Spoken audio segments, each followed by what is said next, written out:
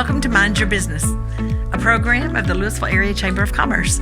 I'm your host, Lori Fickling, and I'm joined today by my co-hosts, David Hodges and Nina Hernandez. Our special guest today, I think you're a third-time guest. Second, are you sure? I do too. Okay, this is Krystal Yates. She's owner of EBR HR Consultants. And we're talking a little bit today about how the workforce has changed, and she's going to walk us through some of those changes and talk about tips and tricks in 2023's workplace. It's different than it was last time we talked. It is. It was, I think we talked in 2020 last time. Yeah. And it was just starting. It was scary. Yeah, it was terrifying. Yeah. And we were just starting to see this massive shift of remote work and how do I manage somebody who's not in the office. And right. I think we've gotten the hang of it now. Well, before we embark on that journey, tell us a little bit how you ended up in this field that none of us want to be in, except you. And that's a compliment. No, I love it. I love balancing people and business and making both work because I think people are the heart of every business. How did I end up here? The way I would tell any business owner not to, purely by accident. I've been working in small businesses my entire career. And when I left my last one, I took a step back and said, what now? And decided to see if I could make it on my own. And so far, so good. How many years in? That was 2015. So we're embarking on, what is that, year 8? Okay, I think you're going to make it. I think you did 10 years. They say 10 years. Oh, okay, and I'm safe. So we'll be watching. I'm feeling pretty good about it. Yes. So. Awesome. What's the biggest thing you've learned along the way? Oh. That entrepreneurial journey. Flexibility.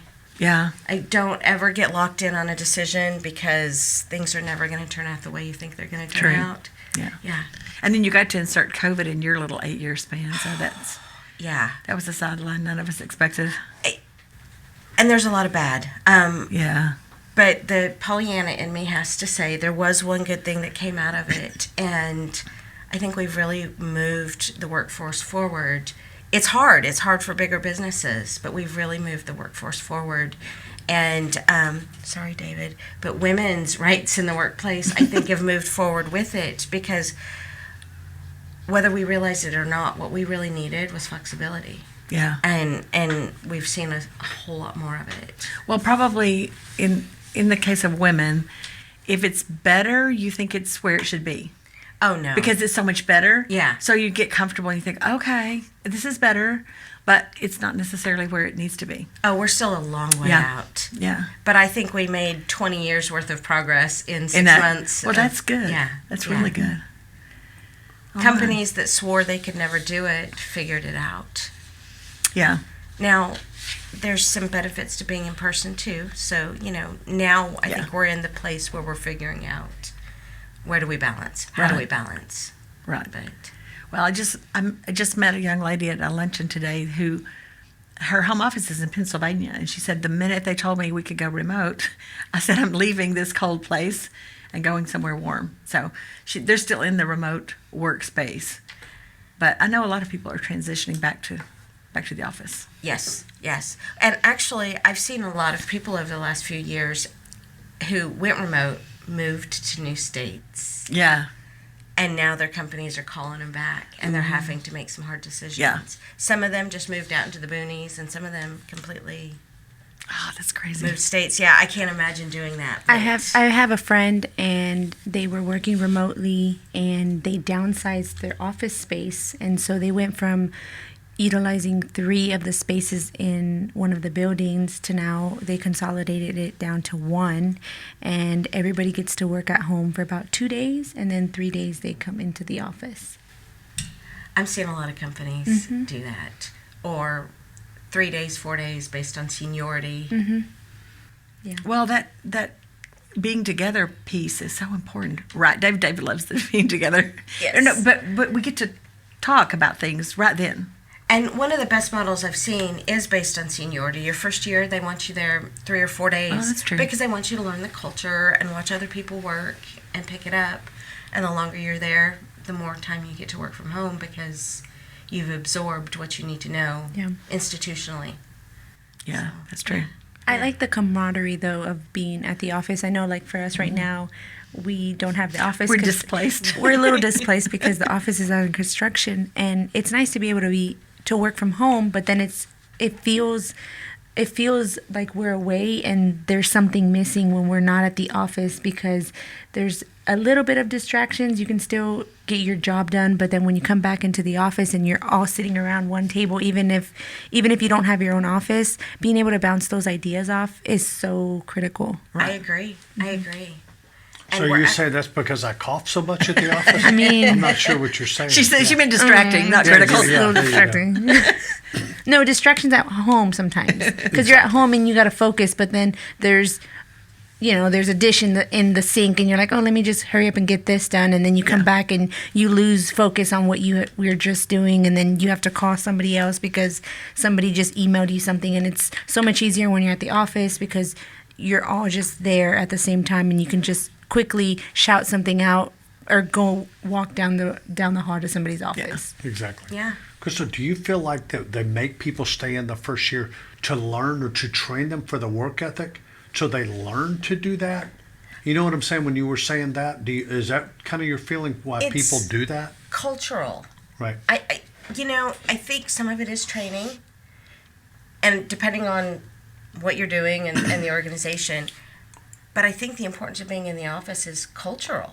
Right. What are you missing by not Right. Yeah. bouncing off of other people? And there's an entire generation of 25, 26-year-olds right now who have never had a 9-to-5 work life. We're working with a company right now trying to hire business development, and that's what they're looking for. They're looking for that 2 to 3 years, and they're trying to and it's a hybrid, but they're having a hard time finding a young person, and they're not looking strictly for young people, Right, but sure. they're having a hard time finding somebody of that skill level who wants to come in the office at all because they've never had to. Right. Wow. That makes sense. But I'm also seeing on the job search side, people of that age are ready for their first transition, and they've lost a lot of in-house credibility. They don't know the CEO, Right. because they haven't had coffee with them, right? There's no water cooler talk.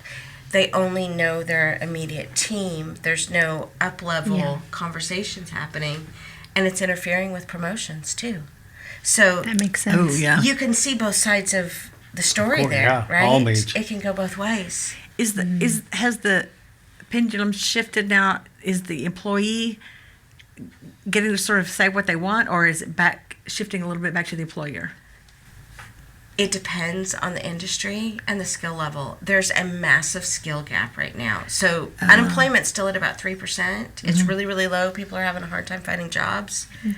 But employers are having a hard time finding people too. Isn't that weird? Yes. Because you hear about all these employee shortages, and then you hear how low unemployment is and how people are trying to find jobs, and it doesn't make sense. None of the numbers together make sense. No. And you can't look at it as a whole. Right. Here. You've got to look at it industry by industry. Right. But then you also have, like, I had a conversation today with somebody, and she said she had hired somebody, she had hired 3 people, and then 2 didn't show up. So they were already ready to go and everything, and then they just didn't show up. Are they checking boxes for unemployment? I think so. Oh, I think that it's frustrating. It's still happening. David tried to do that, but we made it show up anyway. But I think a lot of that is the previous work ethic of some of these, and I'm going to call them kids because I'm older, but some of these kids that they don't have that work ethic. They don't know what a 9-to-5 is. They don't know to show up. I don't know if I'll be honest, I don't know if their parents never made them rake leaves all day long. They only let them rake for 30 minutes and then go home. But I think it's a work ethic thing It is. for some of the and kids. We're not making our kids work in school like when we were kids. And I've had conversations with parents when I've gone into the high schools. Well, Jimmy here, he's a football player, and so I want him to focus on football. Okay, but is he on the A team, potentially going to get a scholarship, or is he on the C team? Right. Yes, teamwork is important. Yes. Sports are very important. But maybe he skips the summer camps and has a summer job. Right. Or, I think we are disservicing our kids by not forcing them to have, summer jobs or after school jobs. But we also, again, the 9-to-5's dead We all have side gigs. How many people started a side gig? You know? Almost everyone. Yeah. Right. Almost everyone. Yeah. Right, during 2020 and so our kids are learning that. And is that a bad? It's a different work ethic. It's a different hustle because you can have 3 part-time jobs and still make whatever amount of money that you're trying to make, but you don't have that 9 to 5. You don't have to kill yourself to work so hard just to make whatever you're willing to make. I've seen that as well. My sister is a prime example. She didn't want to work. She just didn't feel like she needed to work. And I looked back and I said, okay, when I was your age, I knew that I needed to work because I wanted to make sure that I had something to do, but I still was able to balance my school life and my work life. And now she doesn't know how to balance that. She's just so focused on one thing, and she only wants to focus on one thing, and she's trying to figure out where she wants to prioritize her time. Yeah, it's And this is from a young person. Yeah. Yes. To yes. an even younger person. Not even from old codgers, Like, yes, exactly. And it just goes back to what I said. It's changing. It's changed. So us old folks have to shift our thinking. But I also believe I've never been a fan of let's teach, the boomers and Gen X how to talk to the millennials. No. Let's teach us how to talk to the millennials, but let's teach the millennials how to work in our world too. There's got to be a balance in between them. Yeah. Because we're not going anywhere anytime soon. You have to have some structure to have a company. Right. And some responsibility and some accountability. Right. And you can't get all that necessarily. You can get some maybe if you work remote, but 100% remote, you do miss a lot of things. And I think we also missed some social skills when we all went home. And then that became the norm, working remotely. But then there are no social skills. There's no interaction. Right. And I know a lot of people are like, that's great. I love it. This is my jam. But they're missing out. Yeah. And I don't think it's doing them the favors that they feel like it's doing them either. Right. Well, go ahead. No, I was going to say, Lori, you touched on what I think is very important, the social skills. Krystal, I want to ask you, do you think that this generation, I'm going to throw Nina in there because I love her, but that she's an exception to the rule, that they can communicate like other people can? I've always said if you put some of the younger kids in a room and told them to meet people and socialize, they're going to struggle. They can text somebody, they can email somebody or whatever, but to do one-on-one conversations or to go up and meet people and say, hey, my name is, and how are you, and just get that basic scenario of somebody and what's going on in their life. Do you think that you're seeing that a lot with the well, I'll call it the younger force right now coming to get jobs? No, they've never been taught. I think they could learn, but I don't think they've been taught. And we were taught naturally, right, growing up. Right. We didn't have the cell phones in front of us. We didn't have the computers, the social media. I mean, how old were you when you got your first computer? I was a teenager. I was a little older than that. A little older than that. I was a little older than that, but I mean, just because my fingers had calluses from being a rotary dial phone has nothing to do with it. But yeah. But so, you feel like that is a problem, or is it something they can learn and that will change? They can. I don't know. I don't know if it's going to change. I think I can touch on this because it's happened before. We're so used to using our phones, so the way that we text is different than sending out an email. And so sometimes I find myself having to really think about what I'm going to say in an email, because when you send a text, it's very brief, very quick, very just to the point. But when you send an email, you can't just be brief. You just can't be you just can't go to the point. You have to give some meat to what you're saying. And so I have to sit back and I have to realize, okay, let me write a little bit more. Hope your day is going well. Yep. Mm-hmm. I don't want to just jump right into what I need. Exactly. And with text, you don't say, hey, how are you doing? If you say, hey, how are you doing, it's because you really haven't talked to somebody in a really long time. Yeah. But through email, you have to. So I'm hoping that maybe they're learning how to more email skills, but sometimes it gets a little hard. So yes, David, we do need to learn. Because I've heard you say, do I need to put more meat in this? Mm-hmm. Yep. Yeah, because it's hard. You're getting right to the point. Yeah, I want to get right to the point, but at the same time, I'm like, sometimes when you get right to the point, it sounds rude. Yeah. Because it's like, oh, You're why right. didn't you ask me how I'm doing? Or anything like that. I don't know. And then there are very direct type A people like me that don't even notice that. And See, we Thank you for struggle getting with, to the point. thank you. and I Thank you struggle for with that not- too, by the way, in an email. So that's not a generational thing. That's well, It's good to know. you might have come at it from a different angle than me, but yeah. So you're doing a full disclosure. You're doing a program for us in a couple of weeks, and you have a speaker joining you that has an interesting perspective on the workforce, and that is to make the employer attractive enough to hold the employee's interest enough to stay. Yes. Don't just walk out after you get trained and get a better offer. Right. So that's something I've never really heard anyone talk about before. Really. I have not. And it's something I've been working with people, not to the degree. So Rachel Kennedy is going to come in, and this is what she does. She does employer hiring, branding, so she can do a much better job than me. But I've said for years, right, what do you bring to the table? Right. We ask employees, right, when I interview, Nina, you want to come work to me? Why should I hire you? Whether I'm that direct or not, I'm asking that. Well, employees, job seekers should be asking organizations, why should I come work for you? Right. It's got to be a two-way conversation, and there's got to be benefit on both sides. Yes, there's the occasional person who is, I'm going to leave you because this guy down the street is going to give me 25 more cents and nothing else changes. Right. But most people don't choose their jobs like that. Most people are looking for a place they can make a difference, whatever that means to them. Someplace that they feel valued, whatever that means to them. Mm-hmm. Yeah. And so that's right. Employers have to start considering, what value am I adding to my employees? And I've said that for years. Your employees should be assets. Right. Your customers are not your most important people. Your employees are. And if you treat your employees well, they'll treat your customers well. And that's how you build. Right. And to build a company that people are proud to say they work for. That's right. Yeah.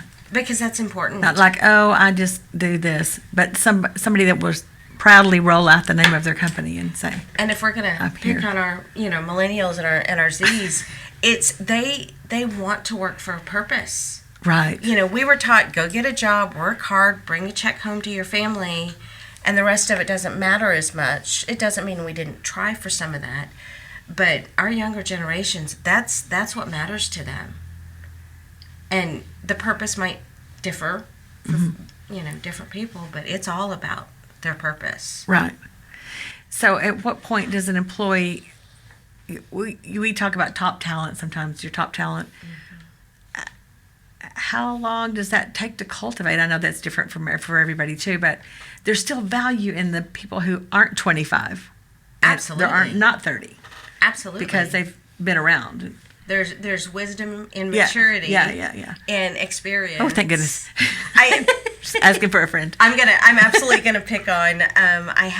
This was several years ago. I had a job seeker, really, really mad, ready to jump ship. She was in HR. She was ready to jump ship because she didn't get the promotion that she thought she deserved. She'd been out of school. She had her she had a degree in HR management. She'd been out of school for about 6 months. And the person that got the promotion didn't have a degree in HR. Her degree was in something completely different, and it was 20 years old. And how could they promote this person up over me?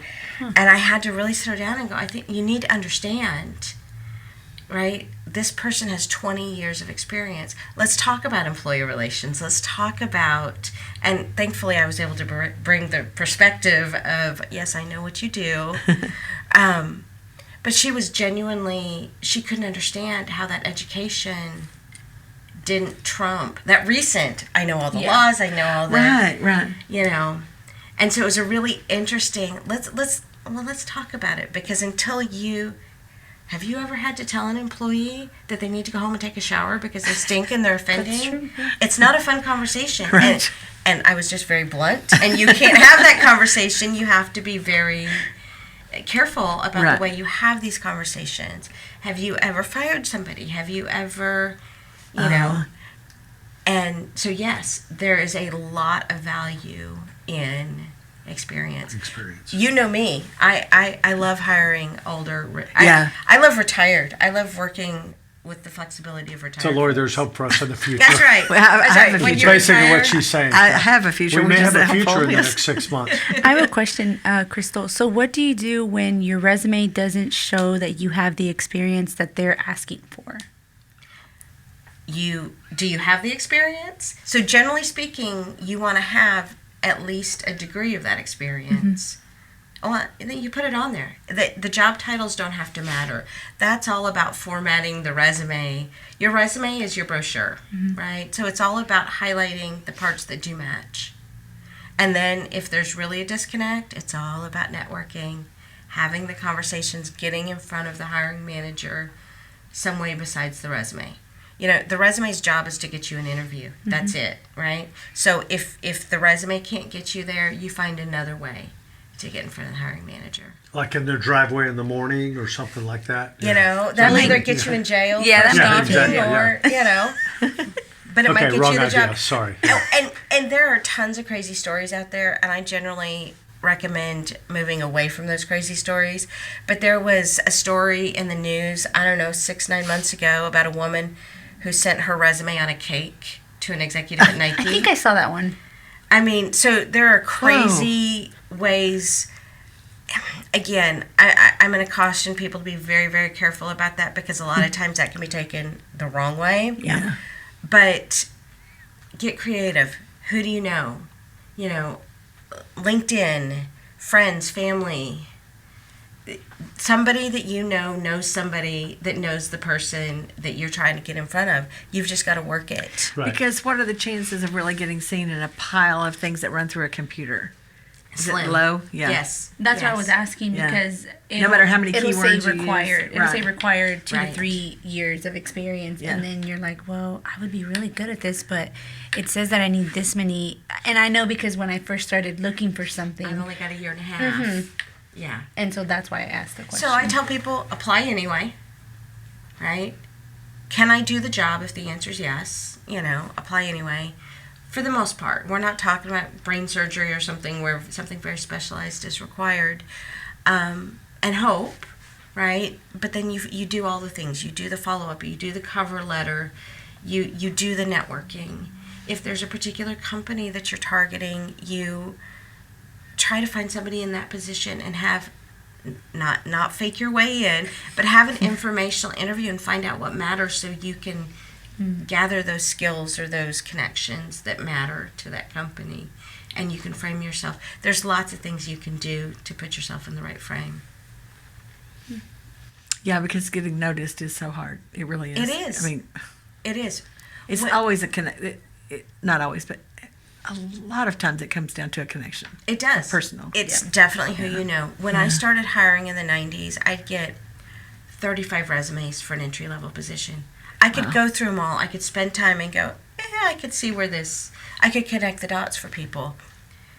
Now you're going to get between 200 and 600 depending on the skill level. Wow. And most of them are not going to even be remotely a match. They're checking their boxes. Yeah. They're not going to call you back. They're not going to. And so how do you wade through those? You end up missing good people wading through those. Right. So, yeah. So I tell companies, I tell hiring managers to do the same thing, but I tell candidates, network. My best hires have come through my network. Yeah. And I talk to people all the time who say their best jobs have come through their network. Right. Right? How many people do you feel like, this is kind of a wild question, I guess, overstate themselves? You know what I'm saying? I've got 15 years of experience of that, and I happen to be a brain surgeon, but now I'm a gardener, but I think I'd be great at sales. How many people over-exaggerate?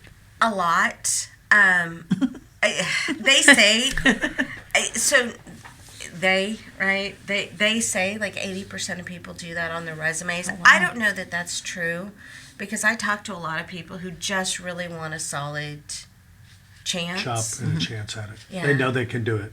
Yeah. I was just curious because I didn't know, and I guess I'm picking, but not picking. the younger people think, okay, well, I can do that job.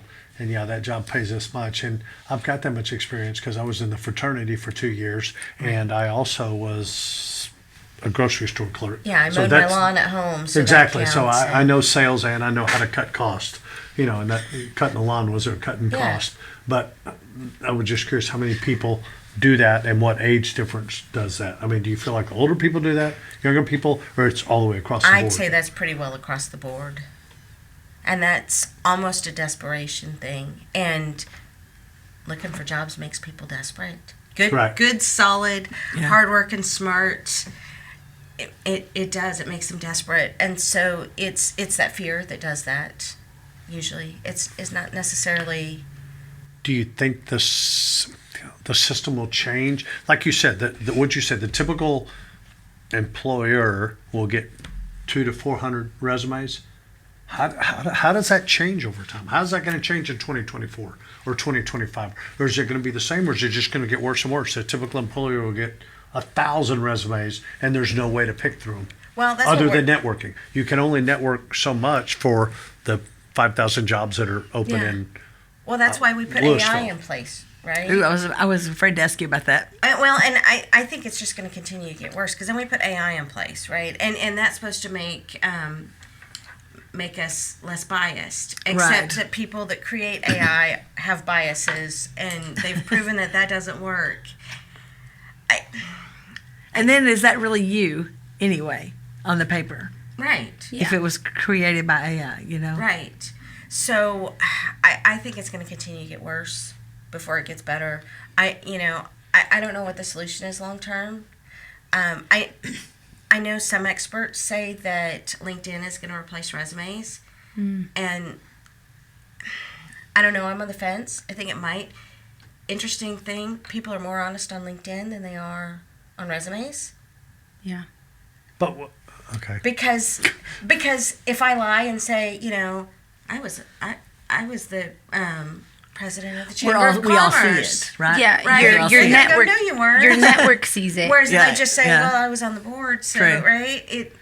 Because if you slip that into one employer that nobody knows, Yeah. right, it's they different. don't know. But so maybe that's the solution. Maybe we quit putting out ads. I've seen an increase in third-party recruiters, in sourcing candidates, in employers reaching out to candidates as opposed to the other way around. That maybe that's the solution. But that's all speculation. This is me guessing. It's a mess. Oh, It's wow. broken. It is. And it's been broken. Yeah. So. I have a question on the interview process. So it's 2023, and now we have people hiring, but the interview processes look a little different now. You can do Zoom, and they vet them. I feel like they vet them before they even have an in-person interview, or is it the other way around? No, I think Zoom, we're getting good enough that Zoom works just as well as in person. It's better than the phone because we get True. to see people. Will it ever be as good? Probably not. But if we're conducting business mostly, virtually, I think it works. It's just like, when I used to hire receptionists, I would do a full-on phone interview first, not just the quick screen because this is your job. Yeah. Right. So, it's got its benefits. It's got its drawbacks, but I think it washes. At least we're not having to fly across the country to interview for a job that we're not going to get. And so that brings me to another question, or another point, I guess. My husband went to a dentist's office, and they didn't have a receptionist. They had a TV, or a little monitor, and the receptionist was on the monitor. Oh. And so he walked in, and she was just like this, or typing on her computer. And she looked up when he walked into the door, and she greeted him, and he was really confused. He didn't know where she was. It was just a screen. Too much. And she was, he said, I don't even know if she could see me. I'm tall. She's basically facing my chest. Have you seen or heard about any of these So maybe jobs? she wasn't even there? She wasn't there. She was at home. Oh, my goodness. And I said, that's news to me. I've never gone anywhere like that. I but- haven't seen that. I actually, last year, not this year, I told you I just went to the eye doctor. Last year, I didn't go back. I went to a place where the eye doctor was off-site. No You way. see? Yes. Yes. So Oh, that's I weird. think it's part of the overcoming the low employment challenge, right? Yeah. We're Yeah, short-staffed. yeah, true. So we're going to do it this way. True. Is it ideal? Is it going to continue? I don't know. I think it's growing because you see it a lot in the banking industry. You go to one drive-through teller and they're working 50 branches because they can do that. Oh, my and it's the gosh. same thing with that. I mean, if it, the part about the eye doctor not being there and it's just a computer going, okay, your eyes look good to me, and it's just, but the receptionist part, they can do there's a lot of these doctors that have 3 or 4 different Oh, well, offices. that's true. So you can check That's in true. and say, hello, my name is Susie, bump, bump, bump. Okay, great. So the security, rece- bump, bump, bump. So you did And- the receptionist. Those Right, were, and the receptionist, and they She's can do multiple doctors. Honestly, That I makes think, sense. like you said, the labor shortage and the cost of employees, that I could see that continuing because If to I me have it to- kind of makes sense. You know what I'm saying? If I have to pay somebody 4 times over minimum wage, you know, It's still cheaper than having one at every office when That's you own 4 right. offices. well, and I won't start that whole debate, but but there are some challenges when we continue to increase, wages, and let's be realistic. Nobody's made minimum wage in DFW Right, in years, right. so I don't think that's That's what I'm overly trying to tell you. except David. Too bad. So sorry. I don't think that's an overly sensitive topic here, but there's got to be a profit on top of the Right. people. I'll give you an example in our office. So we were an office of a staff of 4 last year, but because of COVID and all the employment opportunities that people had, our executive board decided, let's bring our salaries up a little to be more in line with the market, because but they didn't necessarily want to just compare us to other chambers of commerce. They wanted to compare us to the workplace. Sure. Which was very smart. And I never even really would have thought of that. But because they did that, now we lose one, and we're really thinking hard about whether we're going to go back to an office of 4. So would I rather have 3 fairly paid people and maybe figure out how we can be more productive than staff back up, Right. And those are decisions that businesses Yeah. across the U.S. are having to Right. make. It puts more pressure on the ones that are left there. But then again, I think you learn to work smarter anyway. That's how it always happens, I guess, when you're in a situation where you have to produce. Right. People step up to Yeah, they meet really the do. demand. Yes. They really do. I agree. Yes. Whatever that. Now, we're not going to whatever run it is. this with one person or 2, No. but to a certain point. But yes, I think you're right. And so do you You can bring squeeze in together and make it a work. part-timer or a couple Right. of contractors for projects Exactly. or one receptionist to sit in one location and have a TV in the Right. room? Yeah. I guess That's true. It probably is the wave of the future. Wow. that was just one of the. That's crazy. That was just a unique story that I hadn't heard of, and I know, that's crazy. blew me away. I haven't seen it yet, but I guess I'm not even. I can't wait for you to see surprised it. You're gonna take a picture and say, "Nina, what have you done?" What if now I You see it warned everywhere. us. That's what she's gonna say. Now I see it everywhere. So talk to us real quick about how many different careers people have, because so I'm at this age where I have friends who stayed in the same career for 35 and 40 years, and I'm really sad because they've got great retirement plans and they're not working anymore. So then people who jump around careers don't have great retirement plans. But does anyone care about that anymore anyway? They don't do that. I didn't think so. People are getting I smarter. care, but I don't have it. But I didn't know if anyone even cared. I think people are learning how to care for their own futures instead Yeah. of relying on their companies. I'm seeing the same thing with a lot of benefits. Yeah. Wow.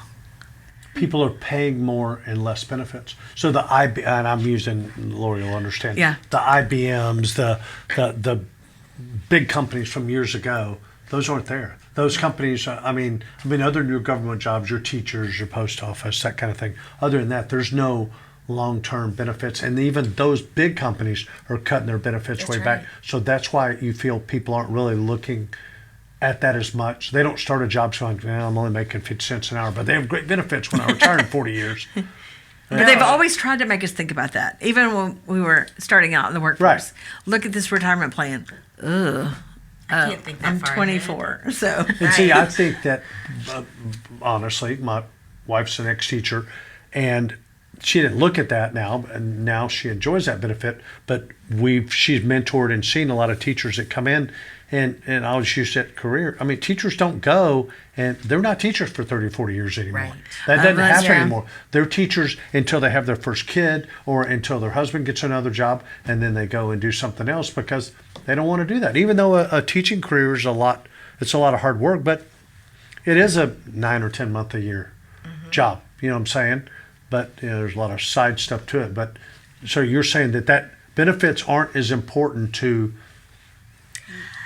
It's important, but it's not. It's not the driving force. so that'll people make jump careers more now. Yeah. to make Yes. somebody take They jump. 20% less in pay. Yeah, they're not thinking, boy, afraid my to jump. benefits are going to be good in 30 years. The average millennial jumps every 18 months. Oh no. How many? 18 months. And you wonder why we don't have a good workforce. No, I'm kidding you. And I think the younger ones, we're going to see an even shorter turnaround. Really? Yeah, something's seen got to it. give because it takes a good 3 to 6 months to get somebody Right, trained. right, exactly. And in anything above entry level. But yeah, 18 months.